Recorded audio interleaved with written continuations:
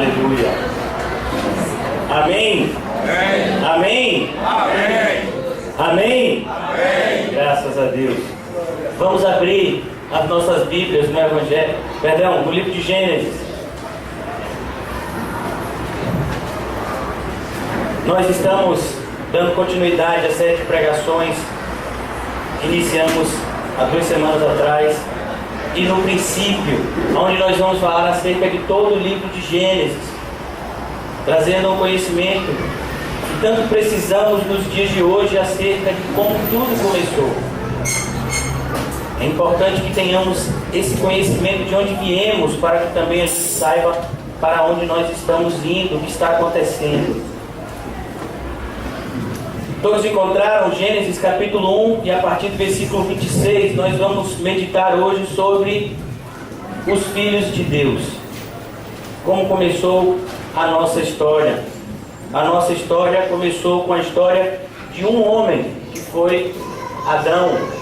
Como está escrito no Evangelho de Lucas, capítulo 4, se eu não me engano, e Adão, que era filho de Deus. Nós vimos nessas 2 últimas semanas como Deus criou todas as coisas. No princípio não existia absolutamente nada, e no princípio do nada, como dizem os estudiosos, ex nihilo, do nada, Deus criou os céus e a terra. Como? Com o poder da sua palavra. Ele disse que hajam céus e terra, e eles foram feitos. Nós desvalorizamos muito esse instrumento tão poderoso, o instrumento mais poderoso do universo, que é a palavra de Deus. Quem é aquele que pode resistir à sua palavra? E ele cria então todas as coisas. E como o auge da criação, Deus cria o homem à sua imagem e semelhança, como nós vamos ver hoje. Antes da gente iniciar a leitura, é importante que a gente entenda que o homem, ele foi criado no mesmo dia dos animais terrestres. Para que a gente entenda que o que nos faz diferente dos animais não é o nosso aspecto físico ou biológico, mas é o nosso aspecto espiritual. Eu não sei se vocês já viram, quando se vão fazer testes em remédios para seres humanos, eles começam esses testes nos animais, porque os organismos dos animais são muito parecidos com os organismos dos seres humanos. Eles foram criados no mesmo dia, pelo mesmo Deus. E então, vamos ler a partir do versículo de número 26 do capítulo 1. Amém? Amém. Todos encontraram? E também disse Deus: façamos o homem à nossa imagem, conforme a nossa semelhança, e tenha ele domínio sobre os peixes do mar, sobre as aves dos céus, sobre os animais domésticos, e sobre toda a terra, e sobre todos os répteis que rastejam pela terra. Só até aí, vamos orar. Senhor meu Deus, nós te agradecemos por essa manhã tão abençoada, Senhor, pela oportunidade que o Senhor nos concede mais uma vez de estarmos vivos, buscando te conhecer e te adorar em espírito e verdade, Senhor.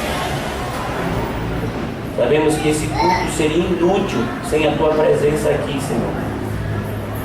Por isso nós clamamos mais uma vez: vivifica-nos, Senhor. Vivifica a tua palavra em nós. Abre a nossa mente, o nosso coração, e nos torna, Senhor, receptíveis à tua palavra, Senhor. Que a tua palavra nesta manhã nos ensine, que a tua palavra nesta manhã nos exorte, que a tua palavra nesta manhã nos transforme e nos faça preparados para toda boa obra, Senhor. Ajuda-nos, Senhor, a começar de mim, de maneira que não venhamos a falar, a ouvir e nem a pensar nada que não traga glória para ti, Senhor, mas que tudo nessa manhã seja para glorificar o teu santo nome. Em nome de Jesus, amém. E graças a Deus. Meus irmãos, como está escrito na sua Bíblia, também disse Deus. E Deus fala? Sabe, essa é a grande pergunta nos dias de hoje. E Deus fala? A gente olha para a Bíblia e a Bíblia é assim: e disse Deus, haja luz, e houve luz. A grande pergunta não é e Deus fala, mas que Deus fala. Porque Deus diz, haja luz e houve luz. Deus diz, haja mar e houve mar. Deus diz, haja terra e houve terra. Deus diz, haja animais e houve animais. Aí Deus diz ao homem, arrependa-se, creia em Cristo. E o homem diz, eu vou pensar. Vou analisar, vou ver as propostas. Percebam, meus irmãos, que Deus fala, mas o problema é que a maioria de nós não quer ouvir o que Deus tem a nos falar. Porque as palavras de Deus, elas vão soar na nossa mente como loucura, como está escrito no livro de Coríntios. O Espírito e a carne estão brigando, e eles estão brigando nesse exato momento. Não se engane. O culto bíblico não é um lugar de paz, mas é um lugar onde uma guerra é travada fortemente. Para que você não receba a semente preciosa da palavra de Deus e ela não frutifique dentro de você. O primeiro solo onde a semente cai, Jesus explica isso na parábola do semeador, são as sementes que caem à beira do caminho. O solo é duro e rapidamente vêm as aves do céu e a devoram. E Jesus vai explicar aquela parábola e diz, as aves do céu na parábola são o diabo. Ele não quer que a palavra de Deus frutifique no coração dos homens. Então ele vem rapidamente e a rouba. Por isso que nós temos que tomar todo cuidado quando nós nos aproximamos ao culto, quando nós estamos no culto, para que nada roube o que Deus tem a nos dar. E disse Deus, façamos o homem. Sabe, meus irmãos, eu fico triste quando muitas vezes pessoas que se professam cristãos dizem que não acreditam na trinitariedade de Deus, em um Deus que é Pai, Filho e Espírito Santo. E você sabe por que essas pessoas, a maioria delas, diz que não acredita na trinitariedade de Deus, ou no Deus triuno? Porque não se pode explicar. Não, eu quero entender. Quem é tu, ó homem? Sabe? Eu queria que você abrisse comigo em um texto lá no livro de Jó.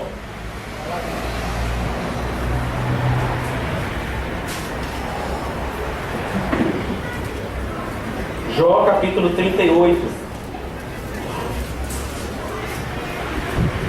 Amém?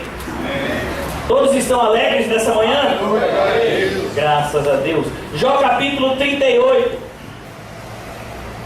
Tem muita gente que diz assim, olha, eu queria ter a paciência de Jó. Olha, não diga isso não. Diga assim, eu queria ter a paciência de Cristo, porque a paciência de Jó teve limite. Teve uma hora que Jó disse, eu queria morrer, né? Mas a paciência de Jesus não tem limite. É essa paciência que nós devemos imitar. Olha o que Jó diz. Olha o que Deus responde para Jó. Jó está cheio de questionamento. Deus vem até ele e ele diz, Deus, eu quero saber o seguinte. Sabe, eu só quero saber por que o Senhor fez isso comigo. Eu estava fazendo tudo tão direitinho. E realmente ele estava. O Senhor disse, olha meu servo Jó, vê como ele é reto, íntegro, se desvia do mal. E acontece todas essas catástrofes na vida de Jó, e Jó está perguntando, e aí, Deus, me diz aí, eu só quero saber disso. E Deus então vai responder a Jó. Depois disso, o Senhor, no meio de um redemoinho, respondeu a Jó, quem é este que escurece os meus desígnios com palavras sem conhecimento? Deus está perguntando assim, quem é esse? Quem é esse tal de Jó, que está querendo trazer obscuridade aos meus conhecimentos com o desconhecimento dele? Aí ele diz assim para Jó, cinge, pois, os lombos como homem, pois eu te perguntarei e tu me farás saber, onde estavas tu quando eu lançava os fundamentos da terra? Deus começa pelo começo. Jó, meu filho, quando eu fiz o seguinte, quando Deus está dizendo aqui os fundamentos da terra, Ele está dizendo, e quando eu estava lá, no princípio, e disse assim, haja luz e houve luz, você estava onde, Jó? Quando eu criei os mares, quando eu criei o ar, quando eu criei tudo, você estava onde, Jó? E como é que você quer me dar conselho, Jó? E aí depois de Deus falar com Jó, vá comigo para o capítulo 42. Olha o que Jó diz depois de tudo que Deus falou. Jó 42:2, bem sei que tudo podes e nenhum dos teus planos pode ser frustrado. Quem é aquele, como disseste, que sem conhecimento encobre o conselho? Na verdade falei do que não entendia, pois maravilhosas demais para mim são as coisas que eu não conhecia. Meus irmãos, a trinitariedade de Deus é uma obra maravilhosa que a gente não conhece e nunca vai conhecer aqui na terra. A gente só sabe que é assim. Tinha um filme quando eu era mais novo que eu gostava muito de ver com a minha esposa, que tinha um personagem que contava umas histórias, e essas histórias não eram muito verdadeiras, né? Então não tem muita coisa a ver com o que a gente está falando. E aí ele dizia, porque eu pesquei um peixe, mas na verdade não fui eu que pesquei o peixe, foi o peixe que me pescou, e contava umas histórias assim. O pessoal disse, mas como é que aconteceu desse jeito? Ele, não sei, só sei que foi assim. E tem determinados momentos na Bíblia que as pessoas vão nos fazer perguntas que a gente não sabe a resposta e que vai ser perigoso se a gente inventar uma. Porque a Bíblia diz que não podemos ir além da palavra. A gente só vai até aonde a palavra nos permite ir. A Bíblia diz, não podemos acrescentar nada e nem tirar absolutamente nada do que foi escrito. Mas e em relação às minhas dúvidas, guarde para o céu. Aqui, os irmãos, eles estão fazendo uns estudos e eu disse para eles, eles têm um caderninho que eles anotam as dúvidas no caderninho e aí semanalmente a gente tira essas dúvidas deles. Então anote no seu caderninho, quando chegar no céu você pergunta a Deus, Deus, está com essa dúvida aqui, Deus, eu quero saber essa trinitariedade, como é esse negócio? Aí lá no céu, quem sabe Deus te conte. Por quê? Porque aqui nós conhecemos em parte, como está escrito. Conhecemos em parte, profetizamos em parte, mas chegará um dia onde nós conheceremos como somos conhecidos. O que eu não posso fazer é negar o que a Bíblia diz que é, e nem posso dizer que sim, o que a Bíblia diz que não. Por isso que quando a gente olha aqui para o versículo 26 de Gênesis, capítulo 1, a gente entende muito bem o que é que João vai escrever milhares de anos depois de Moisés. Quando João começa o seu evangelho, ele diz, e no princípio era o Verbo, e o Verbo estava com Deus, e o Verbo era Deus, e tudo foi feito através dele, e nada foi feito sem ele. Sabe, meus irmãos, é isso que é importante a gente entender, porque a obra da nossa salvação também é trinitariana. O Deus Pai elegeu pessoas antes da fundação do mundo. O Deus Filho morreu por essas pessoas para que elas fossem adotadas. E o Deus Espírito Santo vivifica essas pessoas e conduz elas de maneira que elas não se percam no caminho. Por isso, meus irmãos, façamos o homem a nossa imagem e a nossa semelhança. E é isso que a gente tem visto hoje. Será que é isso que a gente tem visto hoje? E muitas vezes a gente diz assim, o que será fazer um homem a sua imagem e semelhança? Será que Deus é igual a gente, assim, 2 olhos, uma boca, um nariz? Vem cá, será que Deus ele tem o cabelo liso, ondulado? O olho é azul, deve ser azul. Sabe? Não, ele não está dizendo que é essa imagem física que nós somos parecidos com Deus. O que ele está dizendo aqui é que nós parecemos com Deus porque nós falamos e Deus também fala, e disse Deus. Só pode dizer alguém que fala. Uma pessoa que não fala não pode dizer nada. Nós somos a imagem de Deus em relação à inteligência. O ser humano é dotado de inteligência. Ele é capaz de raciocinar, ele é capaz de fazer planos, ainda que não sejam tão bons assim, mas ele tem essa capacidade. E o ser humano tem a capacidade de dominar sobre outros seres, capacidade que nenhuma outra criação de Deus tem. Por isso, meus irmãos, a gente vê isso. Nós fomos criados à imagem de Deus, mas não é só isso. O principal, quando de fato Moisés escreve isso aqui, nós cremos assim, quando ele diz, façamos o homem à nossa imagem, sabe qual é o grande atributo de Deus? Ele é santo. Então quando ele diz, façamos o homem à nossa imagem e semelhança, ele fez o homem santo. E a santidade, dentre muitas definições que a palavra, no hebraico, kadosh, quer dizer, ela significa diferente. E se você pegar a história de Gênesis, você vai ver isso, que o ser humano é diferente de qualquer outra criação que Deus criou. Por isso, meus irmãos, Deus fez o homem santo, um homem que não conhecia o mal, um homem que só conhecia o bem. É isso que significa ser a imagem de Deus. Por que é tão importante a gente saber dessa informação? Então quer dizer que significa ser a imagem de Deus, quer dizer que o homem era santo. Por quê? Porque é isso que a gente tem que voltar a ser. É isso que a gente perdeu, e a gente vai estudar, se Deus permitir, daqui a algumas semanas, a queda. Foi isso que o homem perdeu quando pecou lá no Éden. Ele não perdeu os seus dotes e aparências físicas, mas ele perdeu a imagem de Deus no contexto de que ele não era mais santo. Ele não era mais bom. A maldade havia entrado no mundo pela desobediência dele. Por isso que a grande qualidade que nos faz a imagem de Deus é a santidade. Por isso que quando Deus fala com Abraão, que Ele escolhe Abraão para abençoar todas as nações da terra, Ele diz: sede santos, como eu, seu Deus, sou santo. É por isso que nós aprendemos que sem santificação ninguém jamais verá o Senhor. É por isso que nós entendemos a visão do profeta Isaías, no capítulo 6 do seu livro, quando ele vê os anjos olhando para Deus e dizendo: santo, santo, santo é o Senhor dos exércitos. Esse é o grande atributo de Deus, e esse foi o grande atributo passado para o homem, a santidade. É isso que nós devemos preservar em nós, que somos nova criatura.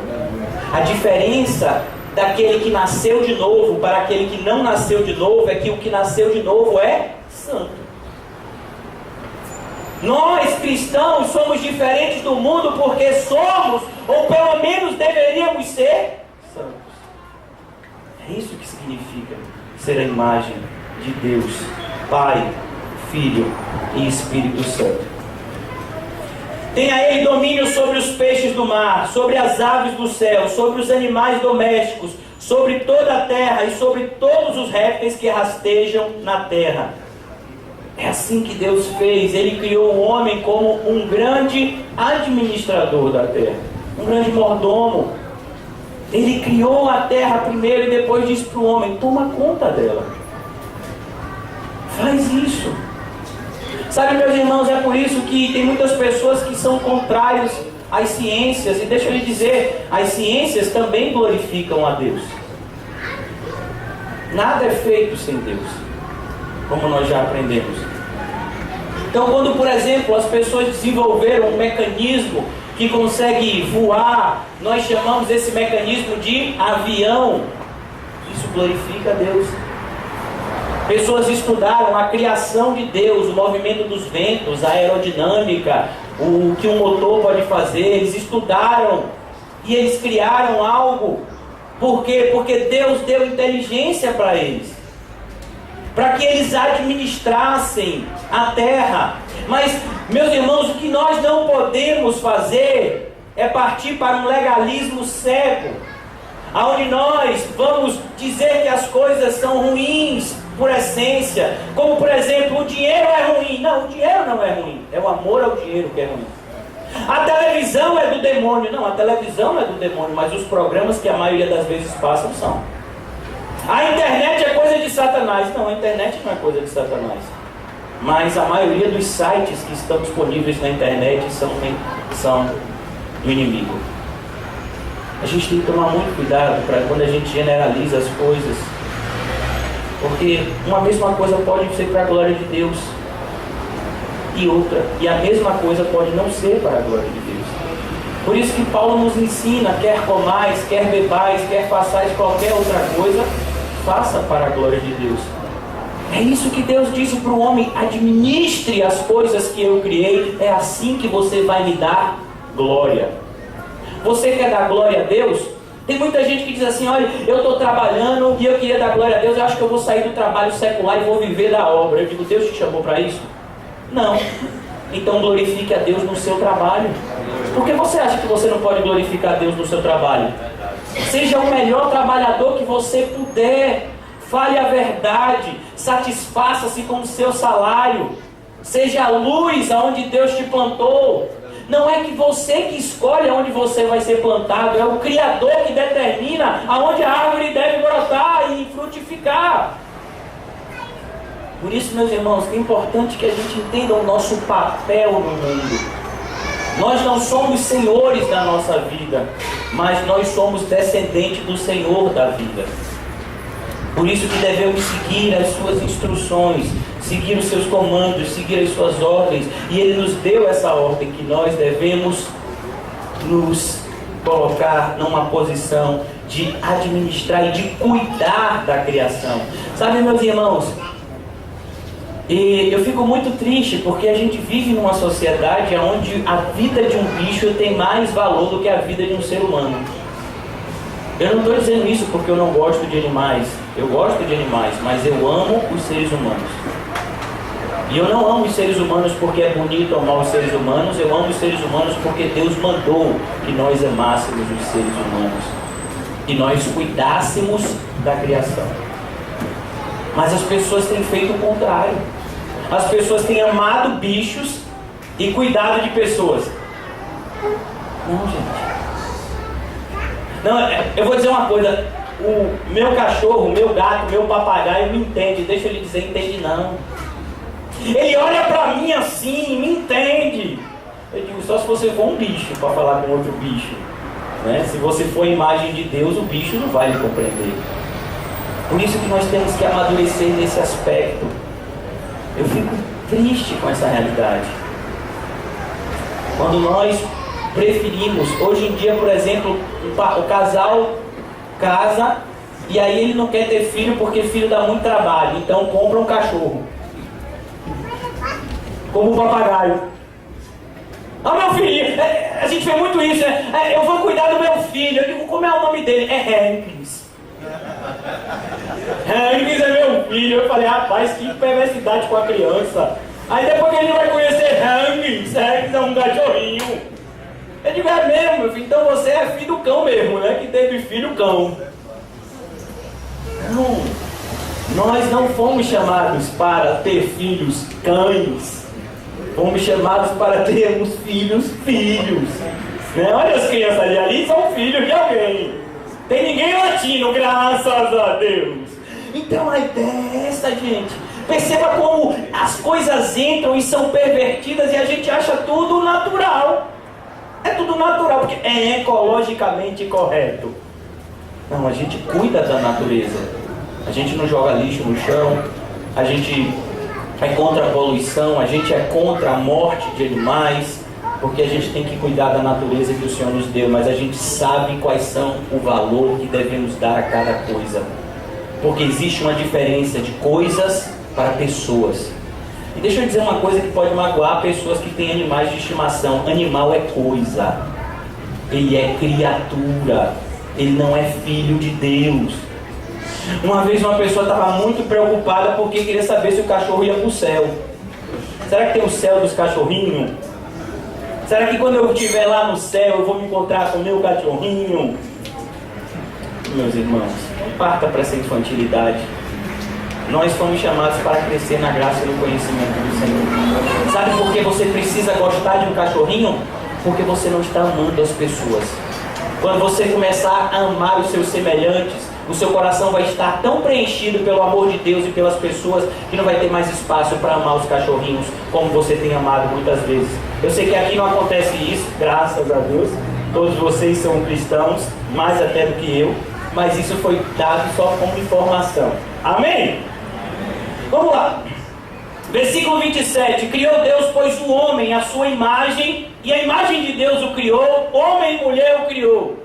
Então perceba, meus irmãos, mais uma vez Deus está querendo convencer, usando quem? O seu servo Moisés, porque é difícil. Olha, eu vou dizer uma coisa que é difícil, é você olhar para o ser humano e dizer que esse bicho é a imagem e semelhança de Deus. Você olha para o ser humano matando, fazendo tanta coisa ruim, sabe, só se preocupando com dinheiro, e você diz, esse troço é imagem e semelhança de Deus. Pois é, no princípio era. É difícil olhar para isso daqui e dizer que é imagem de Deus, né? Não, era no princípio, no original era. E ele diz agora, sabe, para acabar, e eu fico triste às vezes, porque o machismo nunca existiu na Bíblia. O machismo que existe nas igrejas e que em contrapartida tem dado espaço a um movimento feminista, que vivem brigando entre si, são os homens machistas, dizendo, eu sou o homenão, e tem as mulheres feministas, eu sou a mulherona, e Deus disse que não tem nem homenzão nem mulherona, é homenzinho e mulherzinha, e é por aí que as coisas vão fluir. Deus criou homem e mulher, cada um com o seu papel, cada um com as suas responsabilidades, cada qual com a sua função, cada qual com os seus deveres, porém todos eles têm os mesmos direitos. Todos eles têm os mesmos direitos. O homem não é melhor do que a mulher em nenhum aspecto. Eles simplesmente têm funções diferentes. E você vai ver aqui na igreja que nós preservamos a ordem do culto no sentido de fazer as coisas como estão escritas na Bíblia. Por isso que você não vai ver a ordenação feminina, porque na Bíblia não tem. Mas isso não significa que a mulher não sirva. Não tem uma forma da mulher servir a Deus. Existem várias formas na Bíblia que a mulher serve a Deus com os seus talentos e dons, mas não existe a ordenação feminina na Bíblia. Sabe? A mulher tem o seu papel e o homem também. A gente vai estudar esse assunto mais adiante, quando falarmos da criação da mulher. Mas é importante que a gente já tenha isso como algo delineado dentro de nós. Que homem não é melhor do que mulher, e nem mulher é melhor do que homem. Tem uma mulher que diz assim, se não fosse eu, não tinha nenhum homem na terra. E se não fosse nós, não tinha nenhuma mulher na terra, porque saiu daqui, da costela. Então a gente tem que parar com essa, disputa, quando na verdade nós fomos chamados para andarmos lado a lado, e não em lados opostos. Um auxiliando o outro, e todos os dois fazendo a vontade de Deus. O homem, ele é completado pela mulher na criação. Eu não estou dizendo que o homem depende da mulher para ser feliz, não me entenda mal, mas foi propósito de Deus que o homem não estivesse só. Foi propósito de Deus que o homem tivesse uma auxiliadora, que o auxiliasse e que o ajudasse a cumprir os desígnios de Deus. Amém? Amém. Tem algum machista aqui? Não, né? Tem alguma feminista aqui? Graças a Deus. Olha, as crianças estão prestando mais atenção no culto do que muito adultos, né? Vamos lá, versículo 28. E Deus os abençoou e disse-lhes, sede fecundos, multiplicai-vos, encheis a terra e sujeitai-a, dominai sobre os peixes do mar, sobre as aves do céu e sobre todo animal que rasteja pela terra. Meus irmãos, deixa eu falar uma coisa. A gente está vivendo um momento onde é comum a gente ouvir as pessoas, eu não quero ter filho, porque eu não quero botar uma criança nesse mundo. Tão ruim esse mundo. Você tem certeza do que você está falando? Então tá bom, então crente não tem mais filho a partir de hoje, tá certo? Quem é que vai ser a próxima geração da igreja?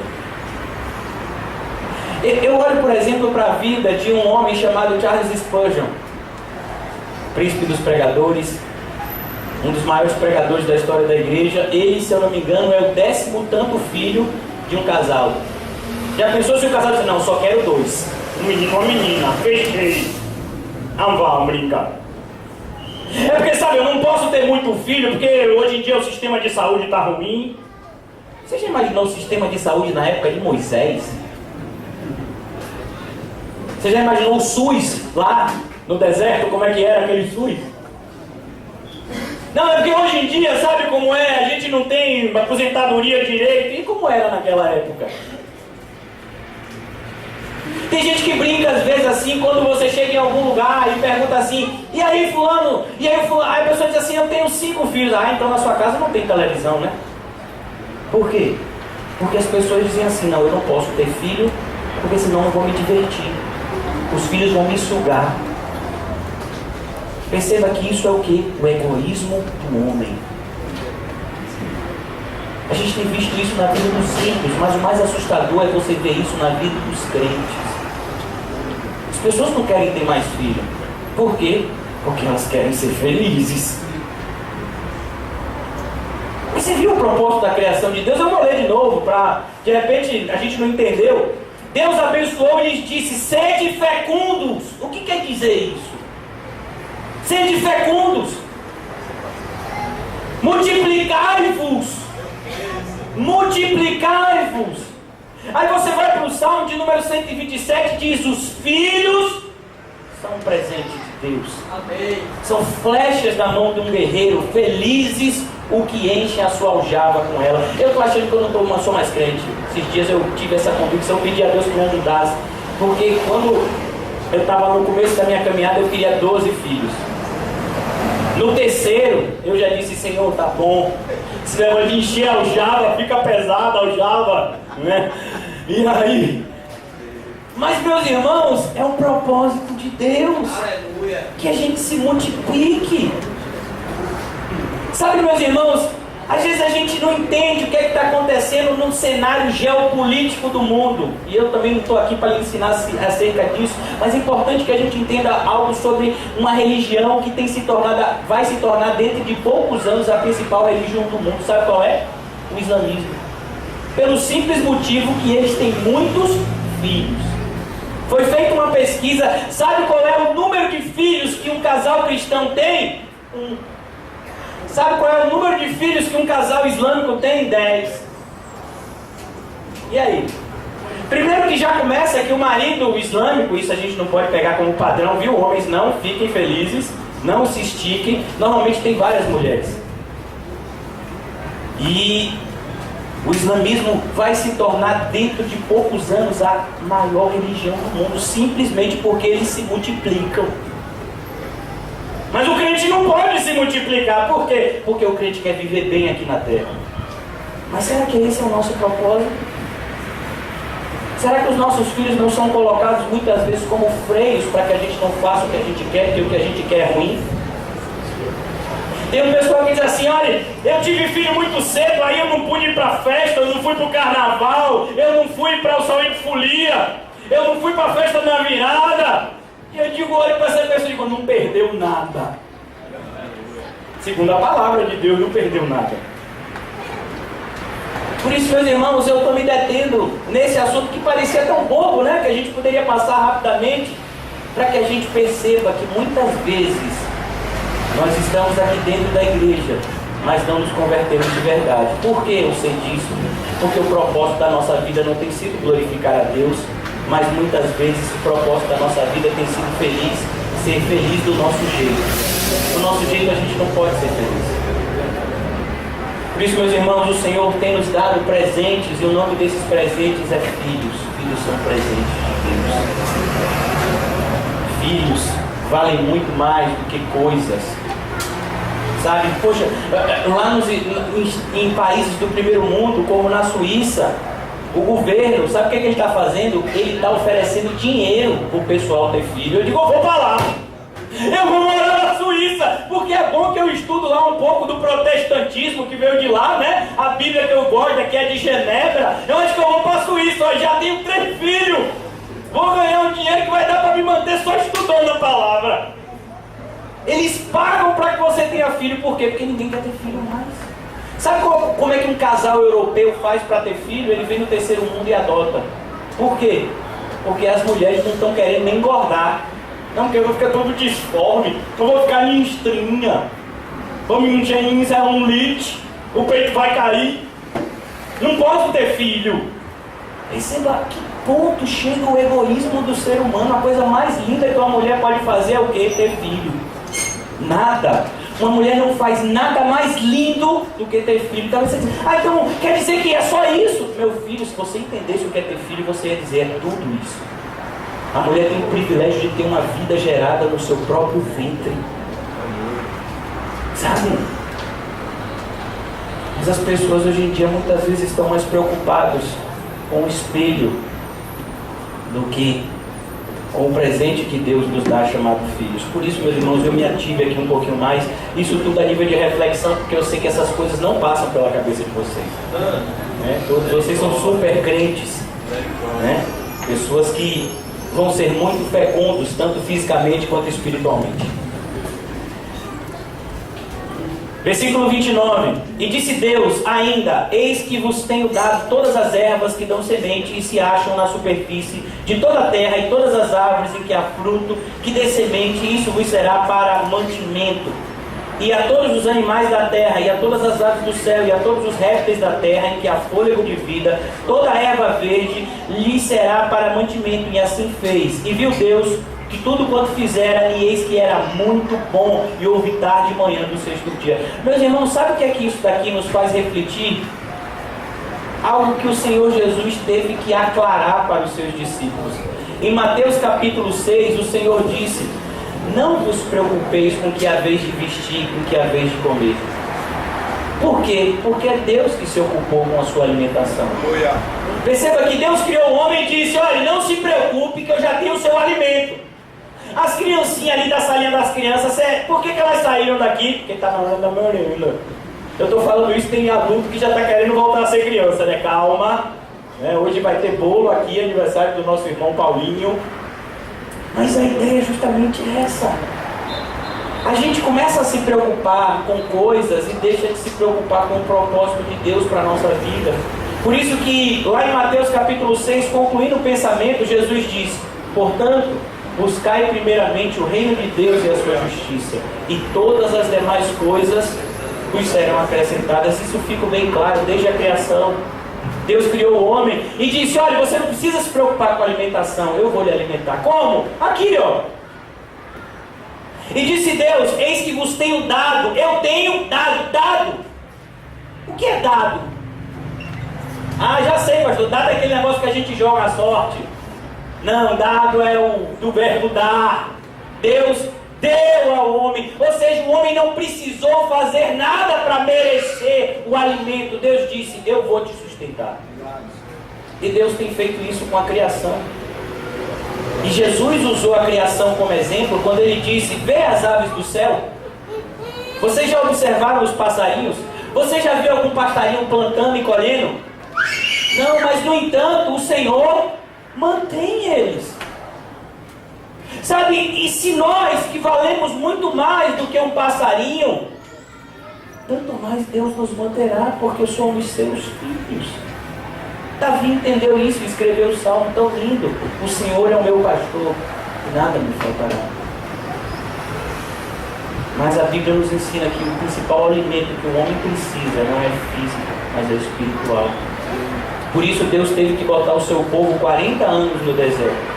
Em Deuteronômio capítulo 8, Deus explica por que colocou eles 40 anos no deserto. 40 anos no deserto. Ele diz: eu coloquei lá para que vocês tivessem fome, para que vocês tivessem sede, para que vocês fossem provados na intenção do coração de vocês, para que vocês aprendessem que nem só de pão viverá o homem, mas de toda a palavra que procede da boca de Deus. Esse é o nosso principal alimento. Essa foi a primeira tentação que o diabo tentou a Cristo. Jesus estava 40 dias sem comer nada. E o diabo pegou uma pedra e disse: transforma essa pedra em pão. E o Senhor disse: nem só de pão viverá o homem, mas de toda a palavra que procede da boca de Deus. Sabe, esse é o nosso propósito, irmãos. Qual é o propósito da criação do homem? Glorificar a Deus. Ah, mas é só isso? Meu filho, se você soubesse o que é glorificar a Deus, você ia dizer: rapaz, que responsabilidade. Esse é o nosso propósito.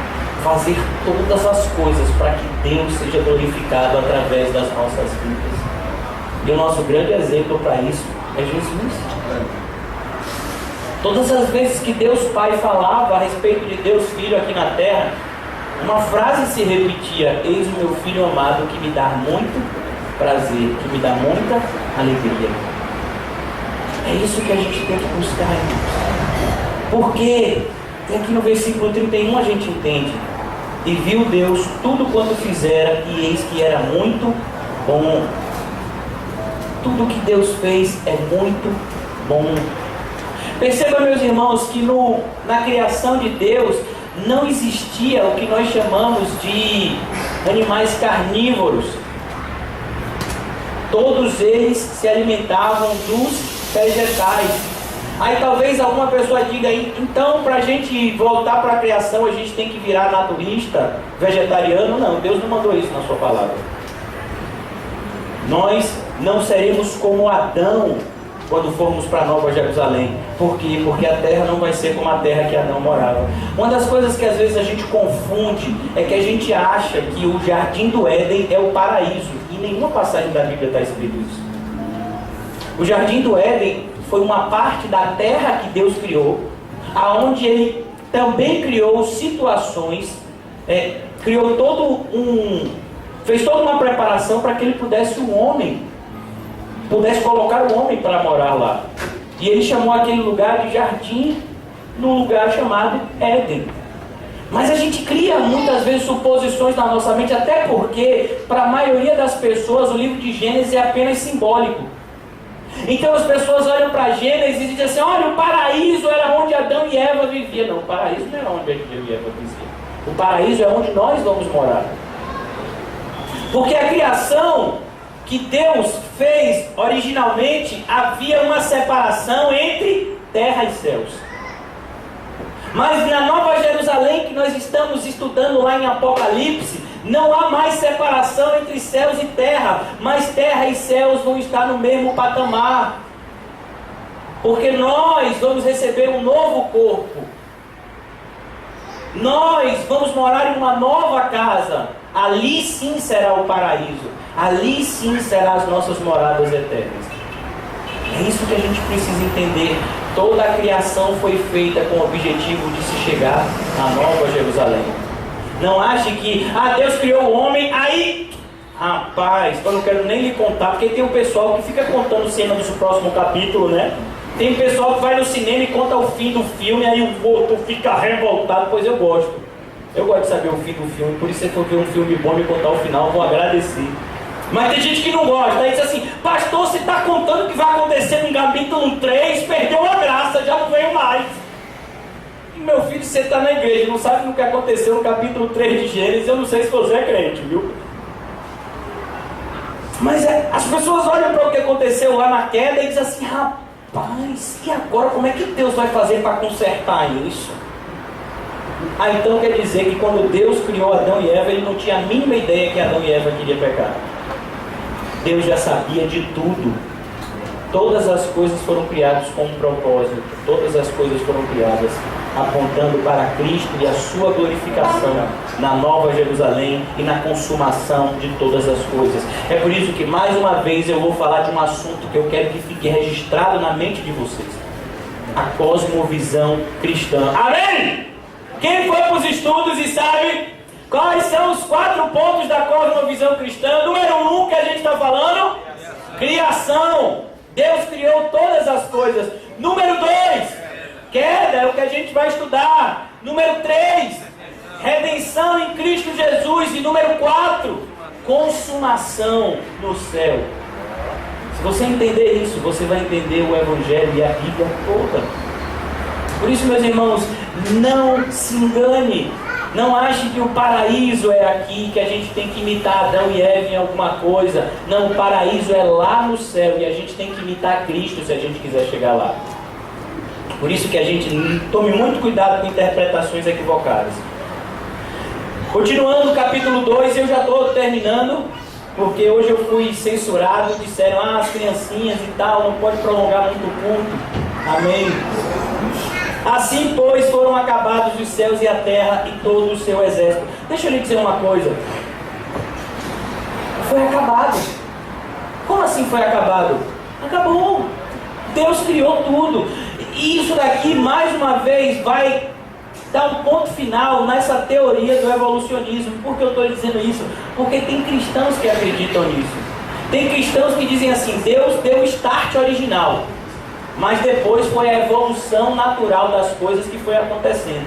Não, nada aconteceu pela evolução, tudo aconteceu pela vontade específica de Deus. Deus criou cada animal. Deixa eu lhe dizer, tem animais que ainda a gente nem sabe que existe. mas foi Deus que criou. Esses dias descobriram uns bichos lá, que tinha lá não sei aonde do Pacífico, um lugar bastante profundo, que quase ninguém consegue chegar, e é uns bichos feios, rapaz. Mas foi Deus que criou também, né? E cuidado quando você chama feio aquilo que Deus criou, né? Por isso que tem gente que vai para um zoológico e diz esses macacos feios, cuidado. Tem gente que diz que você veio dele.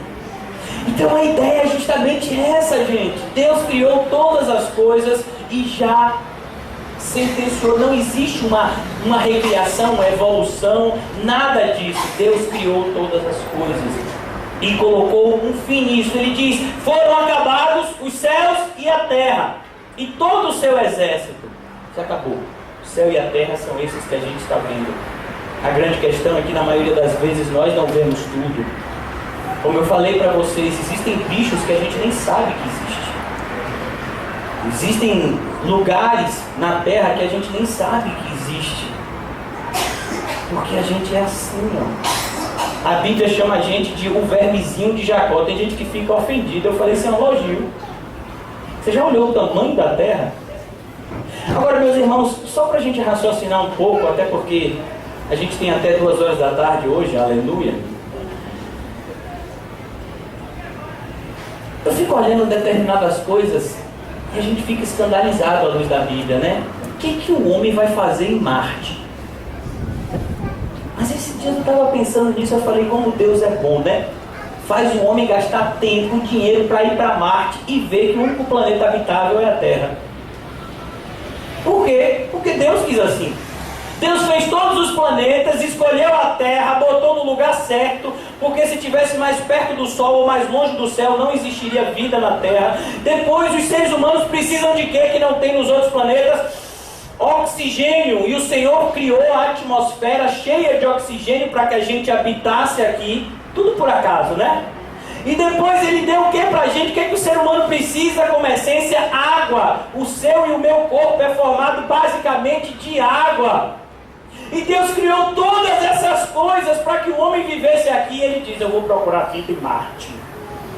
Meu filho, vá para Marte, Saturno, Netuno, vai para onde você quiser. Não tem vida, só tem aonde. Mas tem um pessoal que acredita, ET, minha casa, telefone. Vocês são dessa época não, gente, eu que sou velho, né? Eu sou da época de ET, o extraterrestre. Esse filme eu acho que tem uns 30 anos.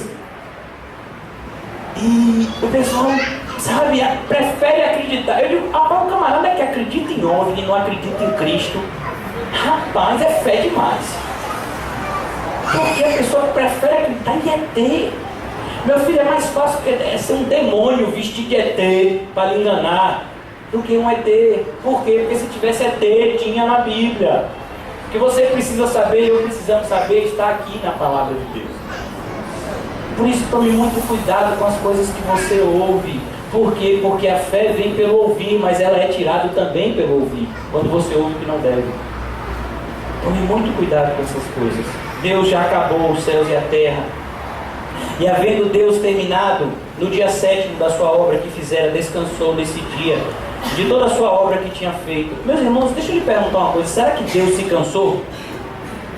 Deus criou esses bichos tudo, não sei quantos milhões de animais. E aí depois Deus criou o homem. E tome-lhe árvore aqui, tome-lhe árvore lá. Aí teve uma hora que ele disse, rapaz, ô Arcanjo Miguel, me dá uma água gelada que eu vou descansar. Será que foi isso que Deus fez? O descanso na Bíblia fala de uma coisa simples: contemplação e satisfação. Quando diz que Deus descansou nesse dia, diz que Deus contemplou a obra da sua criação. Deus se satisfez com aquilo que Ele mesmo havia criado. É isso que a gente faz aqui aos domingos. A gente vem para contemplar a Deus, se satisfazer com Ele. Esse é o nosso descanso. Sabe, meus irmãos, eu não vou entrar em detalhes de guarda, de sábado, não, até porque esse não é o nosso propósito, nós iríamos nos alongar muito, mas deixa eu lhe dizer, Deus reservou um dia para que você parasse tudo e dedicasse para Ele. Eu quero que você reflita se você tem algum dia na sua semana para Deus. exclusivamente para Deus, para contemplar Ele, para contemplar as obras da criação dEle, para se satisfazer com Ele, para se conectar com Ele, para se ligar a Ele, para ser um com Ele. E abençoou Deus o sétimo dia e o santificou, porque nele descansou de toda a obra que como Criador fizera. Sabe, meus irmãos, é nesse sentido, e eu quero concluir aqui, que o Senhor é o nosso descanso. O Senhor Jesus é o nosso descanso. É por isso, meus irmãos, que aprendemos na Bíblia que o verdadeiro descanso só é encontrado em Cristo. A gente percebe isso quando a gente estuda o Evangelho de Mateus, capítulo 11. Ele diz: vinde a mim todos os que estáis cansados e sobrecarregados. Por quê? Porque eu vos aliviarei. Venham a mim. Venham a mim e vocês então encontrarão descanso para as vossas almas. Não está escrito lá? Então, meus irmãos, não existe nenhum misticismo aqui. O que existe é uma compreensão racional de que Deus exige que nós separemos um dia para Ele. Talvez você diga assim: mas por que Deus quer um dia todo? Eu já separo amanhã do domingo. Meu filho, Ele te deu 6 dias. Ele está lhe pedindo um, você está achando que é demais. É como, por exemplo, tem gente que diz assim: eu acho dízimo muita coisa. Aí dos 90% você não acha que é muita coisa, mas 10% você acha que é muita coisa. Sabe, essa é a nossa ideia. Perceba que a gente tem essa facilidade de tudo aquilo que Deus pede pra gente, a gente acha que é demais.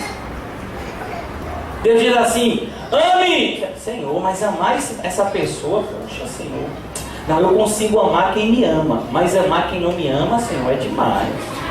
Mas Jesus disse: amar os que te amam, os ímpios fazem isso também. Que diferença existe? Percebam, meus irmãos, que quando o Senhor Jesus nos chamou, Ele disse para nós, a gente aprendeu ontem lá na Formosa Betel, Ele disse uma coisa para você e para mim: carregue a sua cruz, mortifique a sua carne, esforce-se.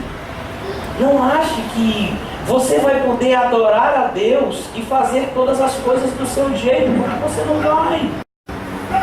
Você não pode agradar a 2 senhores. Você não vai poder agradar a Deus e a sua carne ao mesmo tempo. Por quê? Porque a carne milita contra o Espírito e o Espírito milita contra a carne. Por isso que Paulo fala em Gálatas capítulo 5: jamais satisfaça a concupiscência das vossas carnes. É nesse sentido, meus irmãos, que a gente precisa acordar longe de todo legalismo. Sabe? A partir de hoje eu não faço mais nada dia de domingo. Não, meu filho. Antes de você começar a fazer, você precisa desejar fazer. Sabe? O cristão não é aquele que é perfeito, mas é aquele que deseja ser perfeito. O cristão não é aquele que faz tudo certinho, mas ele deseja fazer tudo certinho. O cristão não é aquele, sabe, que é a imagem de Cristo, mas ele deseja ser feito a imagem de Cristo. Antes de você começar a fazer qualquer coisa para Deus, você precisa desejar. O Senhor diz isso na sua palavra. Quando os fariseus estão questionando acerca de outra coisa, os fariseus estavam preocupados porque as pessoas estavam comendo com as mãos impuras. E o Senhor Jesus disse: olha, não é o que entra pela boca que contamina o homem, mas é o que sai dela, porque o que sai dela vem do coração. E o Senhor disse acerca desse mesmo assunto: me diga onde está o teu tesouro, e eu te direi onde está o teu coração. E falando acerca desse mesmo assunto, o profeta Isaías repreende o povo mais religioso do mundo, que era o judeu, e diz: em vão me louvam com os lábios, porque o coração deles está distante de mim. Por isso de nada adianta você guardar um dia, 2, 3, 4 dias para Deus, se você não desejar de todo o coração fazer isso. De nada adianta você pegar todo o seu salário e jogar no gasofilácio, se você de todo o coração não desejar isso. De nada adianta você cumprimentar e abraçar o seu irmão, se de todo o seu coração você não desejar amar ele. Não adianta fazermos as coisas de uma forma hipócrita. Precisamos fazer as coisas em sinceridade. É assim que a palavra de Deus nos ensina. Tudo que Deus fez, meus irmãos, tem um propósito. E o propósito da minha e da sua criação é bem claro. Como executar esse propósito é a pergunta. Pastor, eu sei que eu fui criado para a glória de Deus. Isso ficou bem claro. Mas como fazer isso? Simples. Obedeça. Obedeça a Ele. Mas é muito mandamento. São um negócio de 10 mandamentos. Eu digo, não é só 10 não, meu filho. Você for ler o Antigo Testamento, é mais de 800 leis que os judeus seguiram. E agora? Eu vou ter que decorar tudo. É igual um concurso público. Eu tenho que decorar as legislações todas. Meu filho, Deus é tão bom que Ele facilitou demais a nossa vida. Ele disse: amarás o Senhor teu Deus de todo teu coração, alma, força e entendimento, e ao teu próximo como a ti mesmo. Nisso se resume toda a lei dos profetas. É assim que a gente glorifica a Deus, amando a Deus acima de todas as coisas. Ontem a gente falou sobre o discipulado lá na Formosa Betel, sobre um verdadeiro discípulo. E lá o Senhor Jesus vê uma grande multidão seguindo a Ele, e Ele diz assim: Jesus está andando. Quando Jesus bateu assim de olho, Ele viu uma galera, Ele disse: esse pessoal não está entendendo nada. Eu acho que esse pessoal está pensando que aqui é o Bolsa Família de Dilma. E aí por isso que eles estão me seguindo. Mas deixa eu dizer para eles o que é que a gente é aqui. Oi! Todo aquele que não renuncia pai, mãe, mulher, filhos, irmãos e irmãs, e não renuncia a sua própria vida, não pode ser meu discípulo. Eu me lembrei de Gideão. Gideão, ele foi separado por Deus para liderar o povo de Deus em uma batalha contra os inimigos. E aí chama todo o homem de Israel em idade, militar para a batalha. Chegam lá 32 mil homens. Aí Deus fala com Gideão, olhou, rapaz, multidão grande multidão. Aí Deus diz: Gideão, meu filho, você está na pegada errada. Faz o seguinte, diga assim: os covardes podem ir embora. Aí Gideão disse: deve ir umas 2 pessoas embora, né? Porque quem é que vai admitir que é covarde? Ele disse: olha, o Senhor mandou dizer, covarde, vai embora. Sabe quantos foram embora? 20 mil. Você já imaginou isso? Tinham 32 mil pessoas. Covarde pode ir, viu? Ó, então já fui. A mesma coisa com Jesus quando Ele disse: vocês estão me seguindo? Mas se vocês não estão me seguindo, se vocês estão me seguindo e vocês não estão renunciando, e vocês estão amando mais os seus entes queridos do que a mim, não é meu discípulo. Ou seja, você está me seguindo em vão. Aí Jesus ajudou eles. E no final Jesus conclui dizendo: todo aquele que não nega, todo aquele que não renuncia tudo quanto tem, não pode ser o meu discípulo. Senhor, então eu não sou discípulo, deixa eu adiantar meu lado, ver o que eu ainda consigo aproveitar do mundo. Sabe, meus irmãos, é essa a ideia. Na igreja a gente não pode passar tempo aqui. Esse domingo você precisa ser mais crente do que você era no domingo passado. E o domingo que vem você precisa ser mais crente do que você é hoje. E se no mês que vem você for exatamente a pessoa que você é hoje, eu vou ficar muito triste com você. Porque o propósito de uma árvore é que ela cresça. Porque somente uma árvore que cresce frutifica. E a árvore que não frutifica será cortada e lançada no fogo, independentemente de onde ela está plantada. O Senhor disse: vocês precisam dar frutos. Porque o ramo que não der fruto vai ser cortado e lançado fora. É isso, meus irmãos. Quando a gente olha para a criação, quando a gente descobre o nosso propósito, meus irmãos, aí para a época das desculpas. Não se desculpe diante de Deus. Confesse e deixe o seu pecado. Normalmente se desculpa aquele que não está arrependido e que não quer mudar. Quem realmente quer mudar não se desculpa não, age de uma maneira diferente. Eu roubava, agora eu não roubo mais. Eu mentia, agora eu não minto mais. Eu não ia para a igreja, agora eu vou. Eu fazia coisas erradas, agora eu busco fazer as coisas certas. É isso que o Tiago está dizendo no seu livro. Muitas pessoas diziam que tinham fé em Deus, diziam que acreditavam em um único e poderoso Deus. E Tiago diz: é mesmo? os demônios também.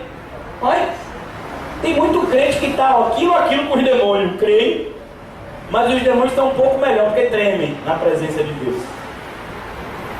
E a ideia não é essa, meus irmãos. A ideia é, você tem fé? Me mostra a sua fé.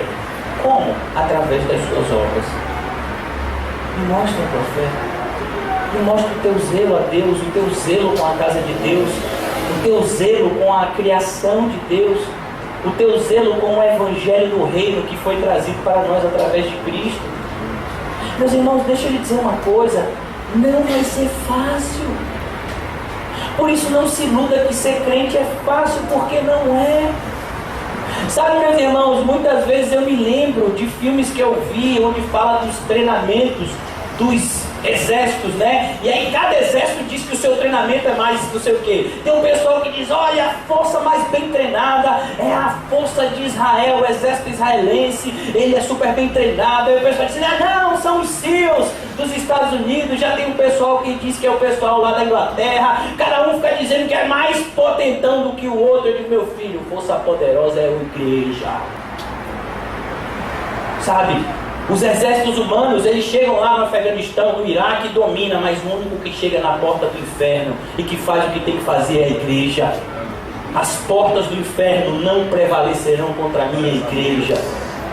E deixa eu lhe dizer, a gente não precisa nem usar uma arma de fogo, a gente usa uma espada que sai afiada da nossa boca, que é a espada do Espírito, que é a palavra de Deus.